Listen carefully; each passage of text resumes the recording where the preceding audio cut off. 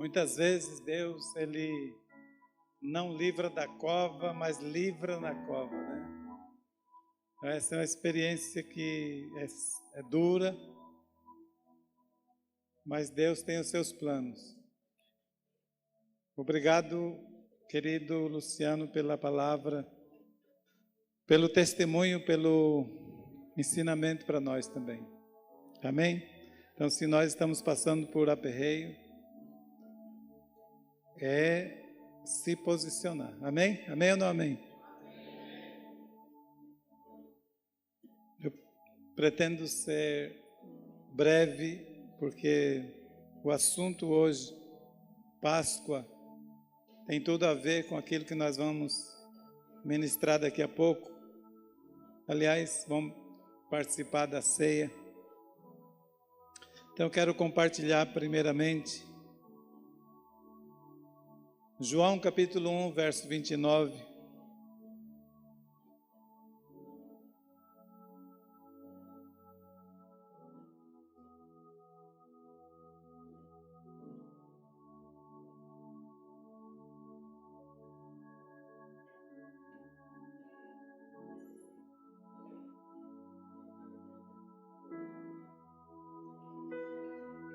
Amém, igreja?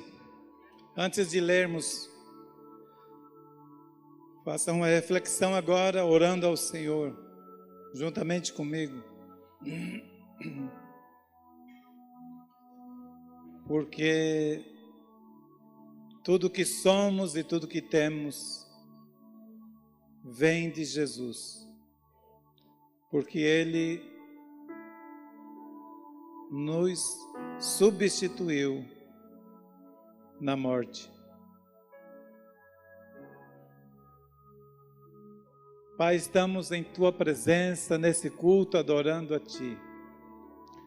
Estamos prestando culto a Ti, porque só o Senhor é digno. Damos graças, ó Deus, por todo o benefício, por toda a bondade, por tanto amor para com as nossas vidas, que nós não merecemos, nem somos dignos do Teu perdão. Mas o Senhor incondicionalmente manifestou a Tua misericórdia e nos deu a graça irresistível. Nós agradecemos a Ti por esse dia. Agradecemos a Ti pela Tua presença poderosa e pela palavra viva possa ser transformada em palavra, essa palavra escrita se torne uma palavra viva no coração de cada um. Que a boa mão do Senhor esteja sobre nós. Damos graças, ó Deus, pela vida do Luciano, porque o Senhor permite para sermos provado e aprovado para a obra, para aquilo que o Senhor tem chamado. E o Senhor tem na vida dele um futuro glorioso, conduzindo muitas vidas para a eternidade contigo. E assim oramos, Pai, pedindo cobertura do sangue de Jesus e a liberdade do Teu Espírito no nosso meio, para sermos ensinados por Ti, para que a palavra não fique apenas no natural, mas ela seja transformada em sementes vivas, que vão produzir dentro de nós o que é esperado daqueles que são Teus filhos. Assim como se espera de uma planta que produza o seu devido fruto, assim o Senhor espera de cada um de nós, de produzirmos frutos dignos de arrependimento de fato, frutos que vão glorificar o Teu nome. Assim oramos, Pai, submetendo voluntariamente as nossas vidas ao Espírito Santo, submetendo todo o nosso ser a Ti, que o Senhor mesmo conduza também esse momento da palavra, em nome de Jesus. Amém? Jesus, ele estava bem no início do seu ministério, 30 anos, começando. E João Batista era o seu primo, que nasceu 6 meses antes, então ele tinha 6 meses mais velho que Jesus, e ele iniciou o ministério dele como a voz que clama no deserto, diz a Bíblia. E ele tinha os seus discípulos ali, quando Jesus, então, precisa ser batizado. Mas antes um pouco, diz assim que no dia seguinte, viu João, esse João aqui é o João Batista, viu João a Jesus que vinha para ele e disse: eis o Cordeiro de Deus que tira o pecado do mundo. Glória a Deus. Eis o Cordeiro de Deus que tira o pecado do mundo. João faz essa exclamação porque ele conhecia a Deus e ele sabia das profecias e ele sabia que esse era o Filho de Deus, com um propósito, que ele estava aqui nessa terra. Então, hoje, como é o dia comemorado, celebrado, o dia da Páscoa, a Páscoa, eu creio assim, para que a gente possa fazer um resumo, como é que Jesus se encaixa nessa Páscoa judaica e como é que nós, cristãos, devemos entender essas coisas. Então a gente precisa voltar um pouco na história para entendermos um pouco sobre esse Cordeiro aqui que nós acabamos de ler. Para entender um pouco sobre Jesus, a gente precisa voltar ao Velho Testamento, porque diz que o Velho Testamento, a Velha Aliança, foi para o nosso ensino, foi para exemplo nosso, e tudo aquilo era uma sombra daquilo que seria a realidade. Então a Páscoa judaica é a sombra do que em Jesus se tornaria realidade. Então, como era a Páscoa judaica, onde começa, escute, quando chega no capítulo 15 de Gênesis, no verso 13 e 14, Deus falou para Abraão que a descendência dele iria morar no Egito, e lá eles seriam escravizados. Mas ele disse, depois de 400 anos, eu visitarei e julgarei essa nação.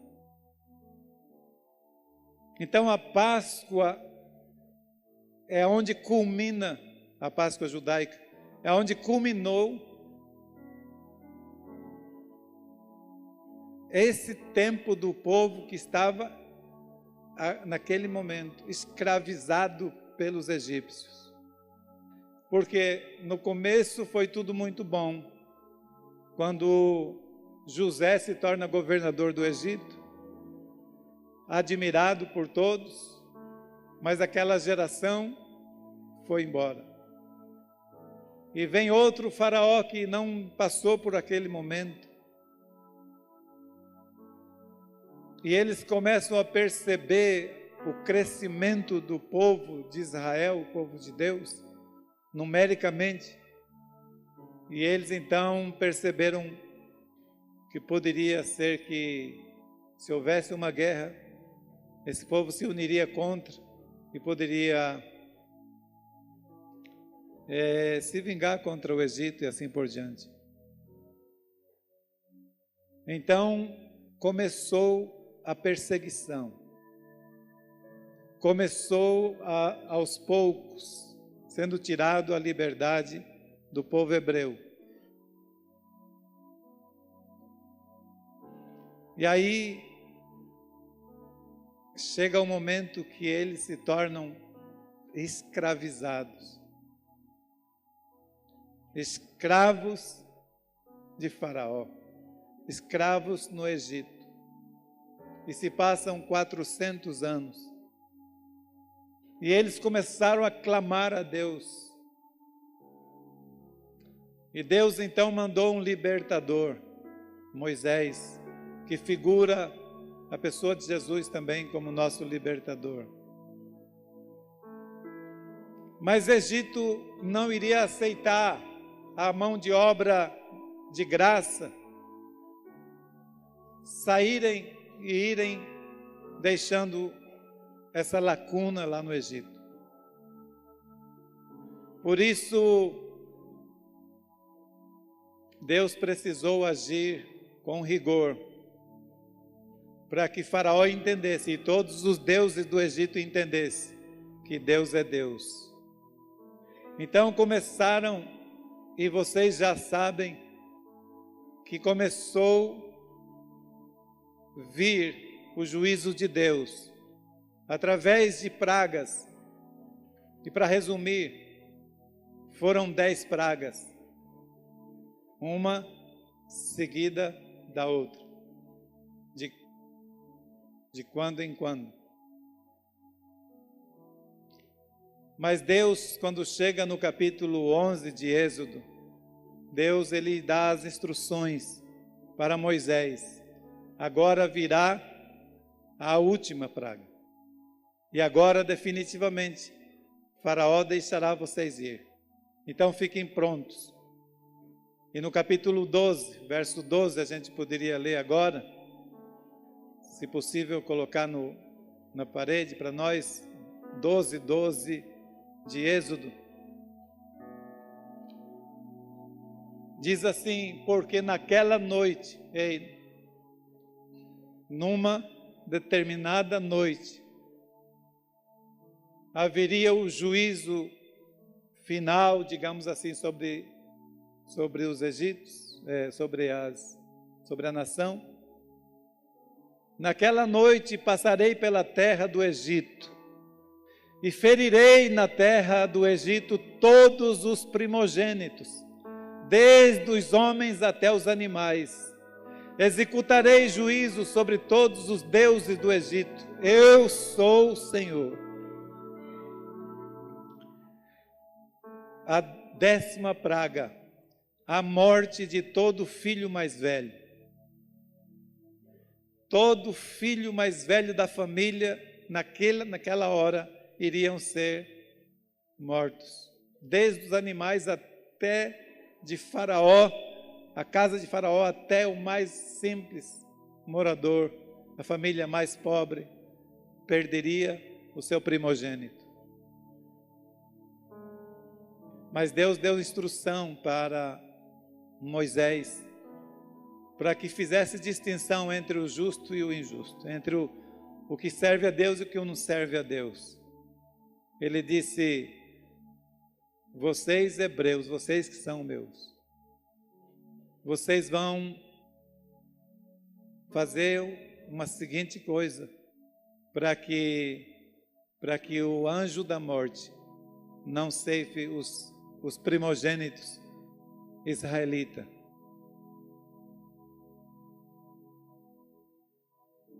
E aí, Deus disse assim: no 10º dia do primeiro mês, mês de janeiro, na verdade se tornou o primeiro mês do ano, o mês mais importante, chamado Abib, mais tarde foi passado para Nissan. Nesse mês, que seria o primeiro mês do ano dos hebreus, no calendário deles, no 10º dia, cada família iria separar um cordeiro de 1 ano sem defeito. E às vezes Deus falou até, pode ser também um cabrito, falou. E no 14º dia, à tarde, cada família vai sacrificar o seu cordeiro.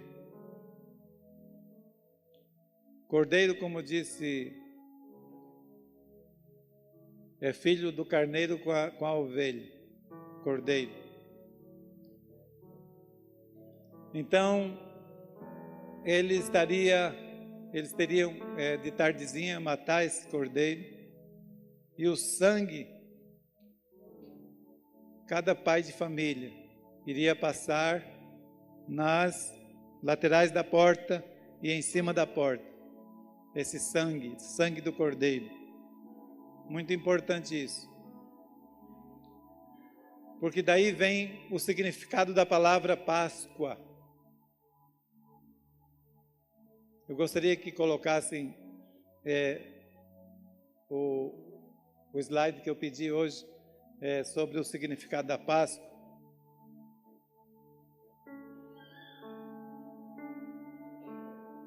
Escute bem.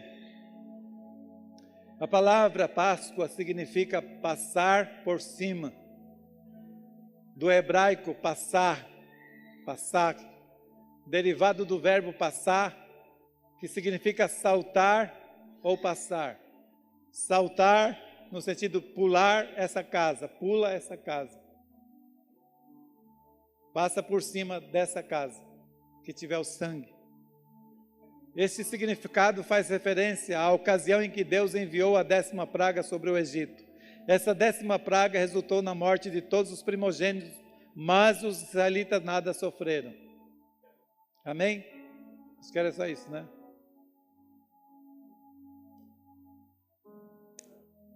Tem mais? Ok. Portanto, diz ali, quando o juízo de Deus atingiu os egípcios, a casa dos israelitas que estavam marcadas com o sangue do cordeiro, que havia sido sacrificado, foram poupadas. Diga, foram poupadas. A casa dos hebreus que tinha sangue foram poupadas. Desse modo, o significado passar por cima transmite o sentido de pular. Pular no sentido pula essa casa, amém? Amém? Ou seja, passar por cima por misericórdia. O juízo de Deus passou por cima dos israelitas, passou por cima, amém? Acho que era só, ou tem mais um? Ok, vamos lá, se tiver vocês me avisam. Escute bem então, vocês estão entendendo. Páscoa vem desse significado, que o anjo à meia-noite, quando visse o sangue na casa do hebreu, ele não matava o primeiro filho. E a casa que não tinha o sangue, o primogênito era sacrificado.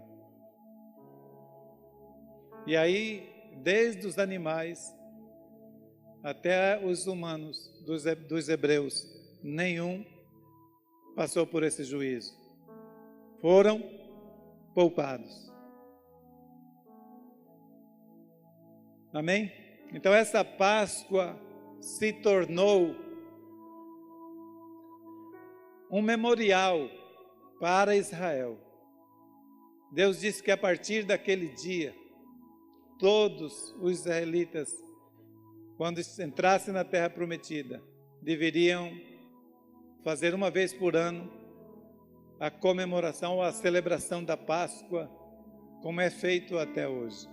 A Páscoa judaica, que era os judeus, uma vez por ano, se reúnem em família, sacrificam um cordeiro, e ali teria a carne do cordeiro assado, não poderia ser cozido e nem frito, assado, junto com pão e ervas amargas, cada um com seu significado. O pão sem fermento. Um dos significados seria fazer o pão às pressas, sem esperar crescer, porque tudo muito às pressas que eles teriam que sair. E a erva amarga, o que eles sofreram, para eles lembrarem o sofrimento no Egito. Então toda a família judaica até hoje, os judeus, eles reúnem, tem o cordeiro, tem a erva amarga, e tem o pão sem fermento, para um jantar, a ceia. E o que acontece?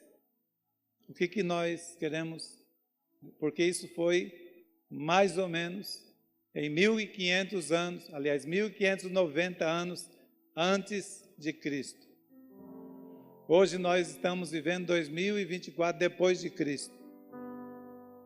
Então se passam 3.580 anos mais ou menos. Mais ou menos. Desse acontecido. Mas todo aquele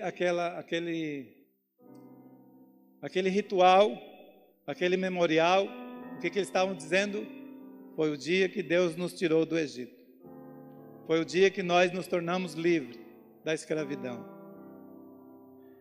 Mas tudo isso estava olhando para o futuro, os judeus, para o Cordeiro de Deus que viria, que tiraria o pecado do mundo. Por isso que João disse: eis o Cordeiro de Deus que tira o pecado do mundo, quando viu Jesus. Que Jesus foi o enviado de Deus para tirar o pecado do mundo. Agora escute.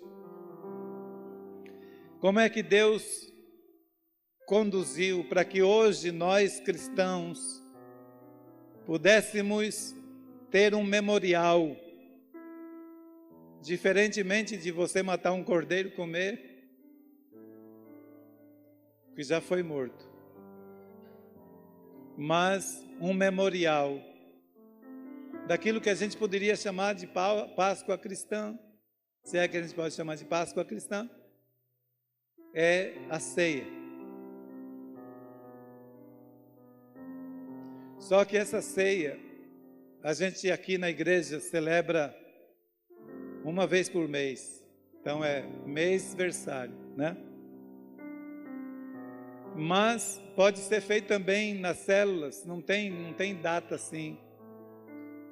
Mas eu creio que uma vez por ano é bom a gente falar sobre a Páscoa. Porque foi na Páscoa que Jesus se ofereceu como cordeiro no nosso lugar. Dá para entender, sim ou não?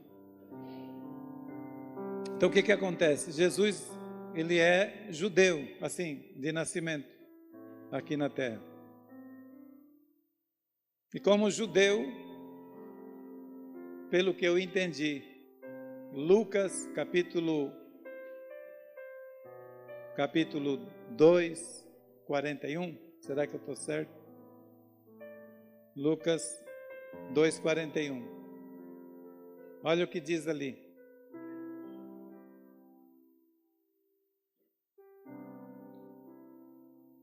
Ora, anualmente, iam seus pais a Jerusalém para a festa da Páscoa, ok? Isso era costume de todo israelita ir para Jerusalém para celebrar uma das festas, e é a mais antiga festa dos judeus. Depois vem a festa das semanas, a festa do tabernáculo, né? E a festa da colheita. Então essas era exigência de Deus que todos os judeus fossem para Jerusalém. Os pais de Jesus anualmente iam para Jerusalém para a festa da Páscoa. Eu não sei, não diz que Jesus era levado junto, mas o 42 diz assim: quando Jesus atingiu 12 anos, subiram a Jerusalém segundo o costume da festa. Escute, 12 anos para a família judaica, o homem passa a ser responsável perante a lei. Então, é feita a festa para o homem, para o menino de 12 anos, a festa do Bar Baracá. E para a menina, Bat Baracá. E aí, então existe toda uma cerimônia. E Jesus, porque ele já tinha 12 anos, ele já estava responsável perante a lei, ele subiu para Jerusalém. Eu não sei se ele ia todo ano, mas dessa vez ele já vai para Jerusalém, para a Páscoa, como responsável diante da lei. Mas, conforme o costume, ele ia todo ano. Acho que todos os anos ele subiu, depois disso. Mas num dos anos, que possivelmente ano 33, não sei bem, mas só para você ter uma ideia, né, por ali, 33, depois do nascimento dele, ele sobe com seus discípulos para a festa. E aí é costume deles, né, em família ou em grupo, celebrar a Páscoa. Então, faltavam 2 dias.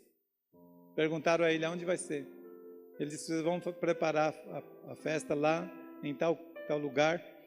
Fala lá com o dono, que ele já sabe, e prepare lá para nós a Páscoa. E esse lugar era o cenáculo.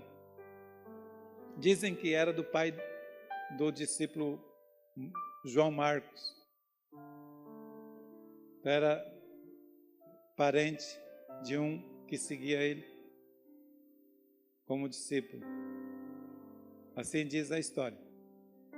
Mas o que é interessante, e aqui nós vamos subindo para a ceia, ok? Para a gente finalizar com a ceia.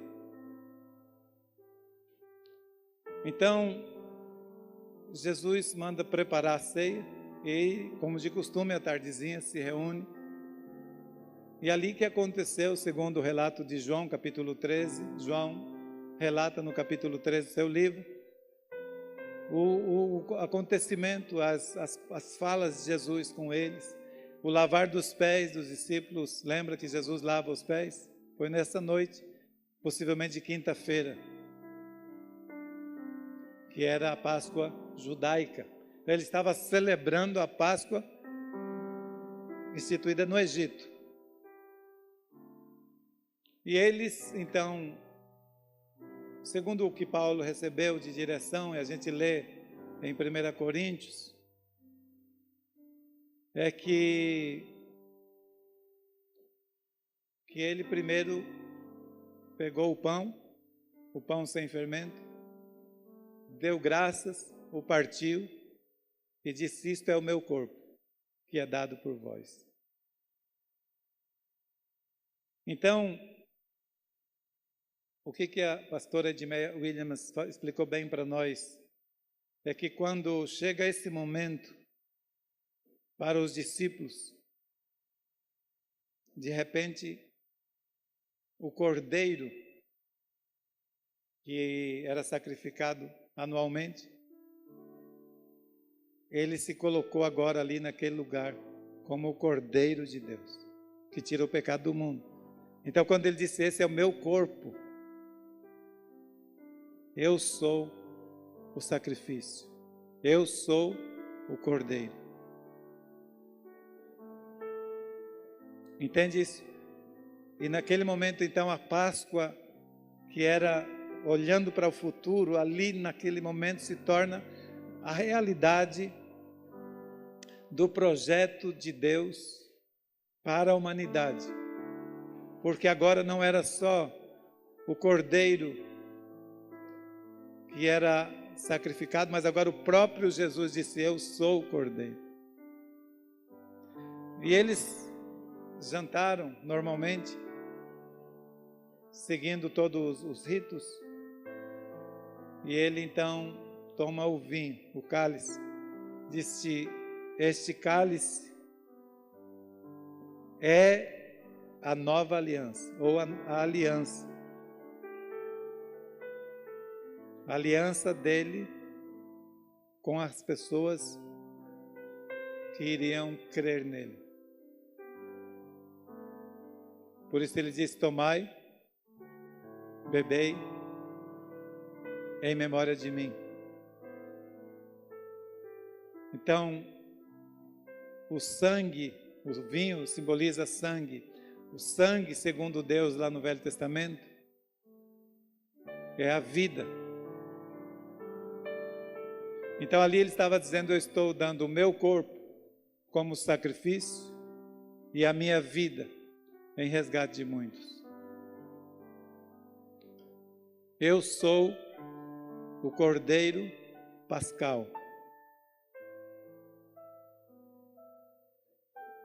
Por isso que a gente pode ler agora na parede, 1 Coríntios 15, 3 e 4. E no capítulo 5, verso 7, me parece, Paulo disse: Jesus é o nosso Cordeiro Pascal. Então, primeiramente, 1 Coríntios 15, 3, antes de tudo, disse Paulo, vos entreguei o que também recebi, que Cristo morreu pelos nossos pecados, segundo as Escrituras, segundo o que estava escrito, e que foi sepultado e ressuscitou ao terceiro dia, segundo as Escrituras. Amém? Então Jesus é o Cordeiro de Deus, aquele que morreu pelos nossos pecados, segundo as Escrituras, segundo o que estava escrito, e ele ressuscitou ao terceiro dia, segundo o que está escrito no Velho Testamento. Então, naquele dia, naquele momento, ele institui um memorial diferente, porque se cumpre nele o significado da Páscoa dos judeus, e começa agora um novo tempo, um tempo onde o próprio Jesus se fez carne e habitou entre nós e se sacrificou por nós, entregou. E é isso que nós, ao bebermos o cálice, a comermos o pão e bebermos o cálice, nós estamos relembrando que Ele é o Cordeiro. Ele é o Cordeiro de Deus que tira o pecado do mundo. Ele é o Cordeiro que deu a sua vida em resgate de muitos. Ele morreu por todos, mas nem todos aproveitam esse benefício. Então, nessa morte dele lá na cruz, essa morte dele, essa entrega, no mesmo momento que está acontecendo a Páscoa judaica, ele se entrega como cordeiro e morre por nós. Então se cumpriu nele a Páscoa judaica, e nós hoje podemos ter o benefício. Escute bem, eu finalizo com isso. Assim como Deus falou para Abraão no capítulo 15, verso 13 e 14, a última parte, especialmente o verso 14, diz que ele iria trazer juízo sobre aquela nação que escravizaria o povo hebreu. Eu gostaria que colocasse agora Atos capítulo 17, verso 31, para nós refletirmos um pouco e aí participarmos da ceia. Leia comigo esse texto no 3, todo mundo vai ler esse versículo, amém? 1, 2, 3. Porquanto estabeleceu um dia em que há de julgar o mundo com justiça, por meio de um varão que destinou e acreditou diante de todos, ressuscitando-o dentre os mortos. Escute. Estabeleceu um dia em que há de julgar o mundo. O mundo será julgado. Vai chegar o dia, não chegou ainda, mas haverá o dia do juízo. Os que já morreram serão trazidos de volta e receberão o juízo e a condenação eterna. E esse sangue derramado é para todo aquele que, como os israelitas lá no Egito creram, nenhuma das famílias de Israel perdeu um filho naquele dia. Todos eles creram e colocaram o sangue na porta deles. Hoje, qualquer pessoa no mundo, qualquer família, que colocar esse sangue sobre a sua vida será passado por cima. O juízo não entrará nessa casa. Acho que você não entendeu. Não entrará juízo de Deus sobre essa vida. O anjo da morte vai passar por cima, porque ele vê o sangue de Jesus.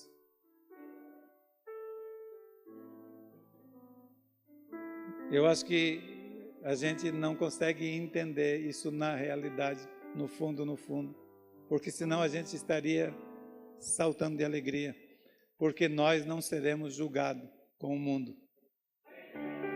Todos aqueles que se refugiaram no sangue de Jesus. A Bíblia diz assim, lá em Apocalipse, que um dia será aberto o livro da nossa vida. Todos nós temos o livro. Tudo que a gente faz está lá. Porém, para quem se refugiou no sangue de Jesus, estará assim, naquele livro.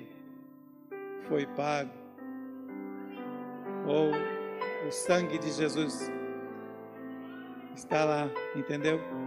Então o que vai resolver o problema não é outra coisa a não ser o sangue na sua vida.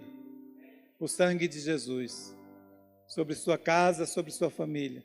O sangue de Jesus é que vai livrar do anjo da morte. Porque haverá um dia de ser trazido o julgamento. E quem for encontrado fora do sangue serão lançados no lago de fogo. Sofrerão pelos séculos dos séculos, diz a Bíblia.